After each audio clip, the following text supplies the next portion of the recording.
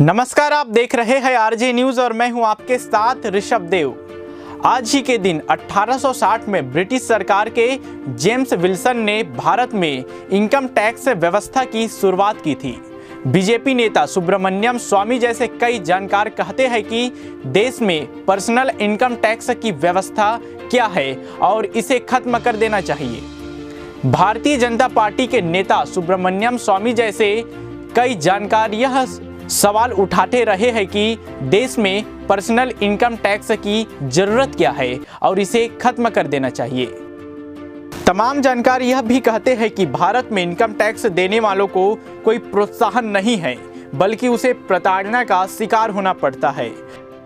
भारत में आयकर व्यवस्था को लागू हुए 160 साल हो चुके हैं। आधुनिक भारत में इनकम टैक्स व्यवस्था की शुरुआत सबसे पहले ब्रिटिश सरकार की काउंसिल ऑफ इंडिया के फाइनेंशियल मेंबर जेम्स विल्सन ने 24 जुलाई 1860 को की थी। कहा जाता है कि 1857 की प्रथम क्रांति से ब्रिटिश सरकार को जो घाटा हुआ उसकी भरपाई के लिए इसकी शुरुआत हुई। इसके बाद इसमें 1918, 1922 और 1961 में कई बदलाव किए गए। अभी जो कानून है उसके ज़्यादातर प्रावधान इनकम टैक्स एक्ट 1961 के है।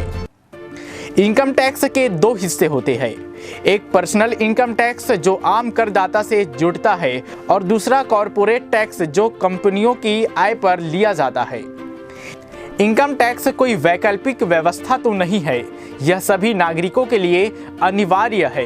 केंद्रीय प्रत्यक्ष कर बोर्ड सीबीडीटी के आंकड़ों के मुताबिक 2019 और 2020 में कुल प्रत्यक्ष कर संग्रह 12.33 लाख करोड़ रुपए का हुआ था, जिसमें कॉरपोरेट टैक्स 6.78 लाख करोड़ रुपए और personal income tax 5.55 lakh crore रुपए का था।